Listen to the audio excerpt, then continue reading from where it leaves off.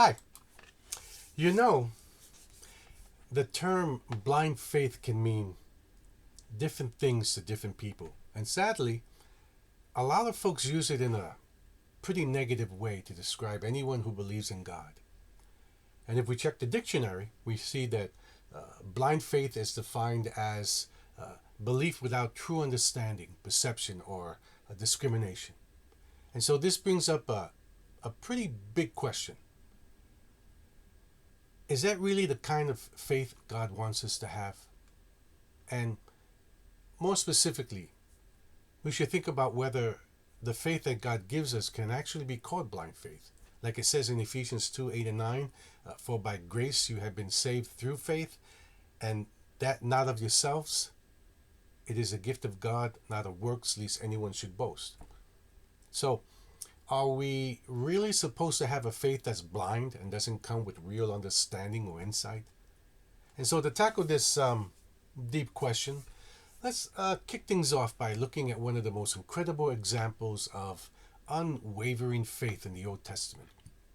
There was this crucial moment when God told Abraham he would be the father of many nations, which sounded pretty impossible given the situation. God also shared that his wife Sarah would miraculously have a child, even though they were both getting on in years. I mean, can you believe it? Sarah was, 90? And Abraham was almost 100 when their son Isaac finally came along, making God's amazing promise come true. But then, the story takes a wild turn when God asked Abraham to do the unimaginable. Sacrifice his beloved son Isaac. And that's recorded for us in Genesis 22, verses 1 through 19.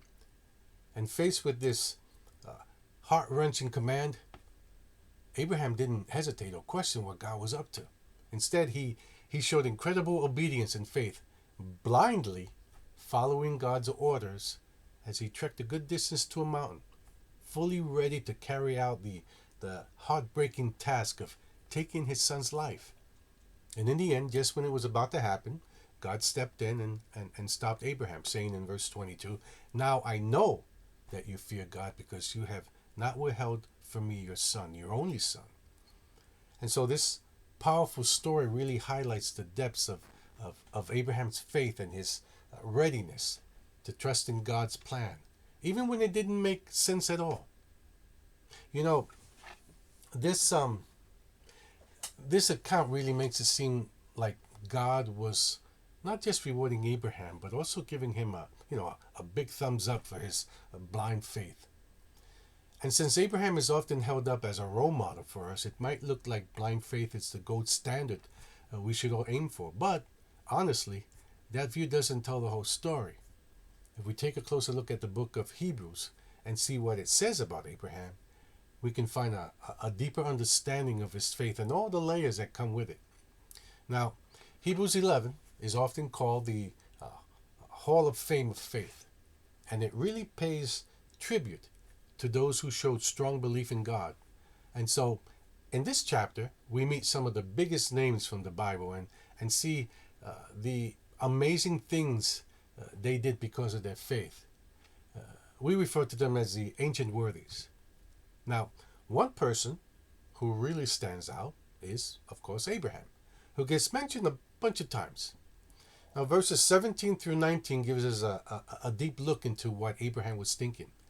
It says, "By faith, Abraham, when he was tested, offered up Isaac, and he who had received the promises offered up his only begotten son, of whom it was said, 'In Isaac your seed shall be called,' concluding that God was able to raise him up, even from the dead." So, Abraham reasoned to himself that God had promised to create a great nation through his son Isaac. He figured that even if the unthinkable happened, and Isaac was sacrificed, God could bring him back to life.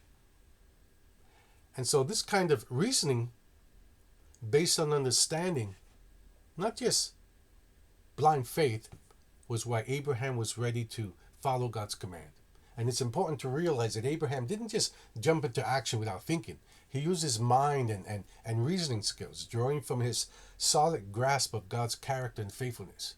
So Abraham remembered the promises God made about Isaac, and that knowledge shaped what he did. So he moved forward with confidence, trusting that God was always faithful, and he acted based on that belief. You know, if you look through the whole Bible, you notice that qualities like reason and wisdom and logic really get a lot of praise. Take Proverbs 3:13, for example. It tells us that we're truly blessed when we find knowledge and understanding, which really shows how important it is to grow intellectually. Then there's Hebrews 5:12 through 14, where teachers get called out for not learning and growing in their understanding, stressing how crucial it is to keep developing our wisdom. And let's not forget about the church in Berea.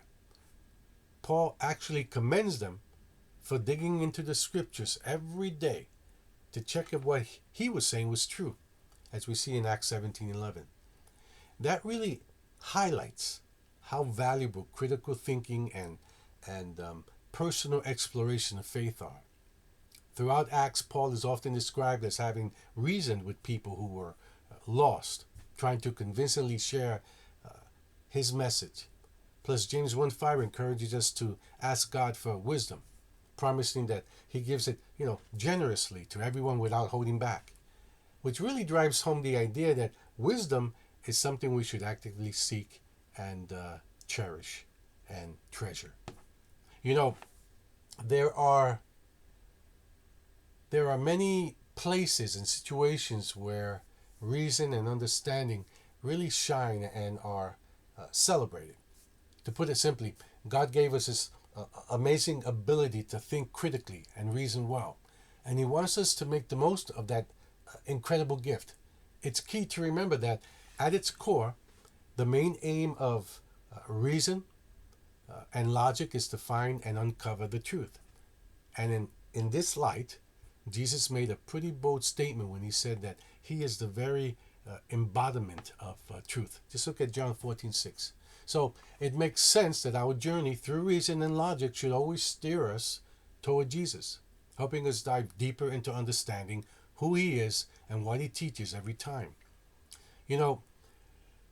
We're really called to step out in faith, just like Abraham did. But our actions come from a deep trust that's built on everything we've learned about God over the years. Abraham followed God's command because he truly believed that God would make good on his promise to create a great nation through his son Isaac. And throughout his life, Abraham figured out that God is faithful and really does keep his promises. This wasn't just some blind leap of faith.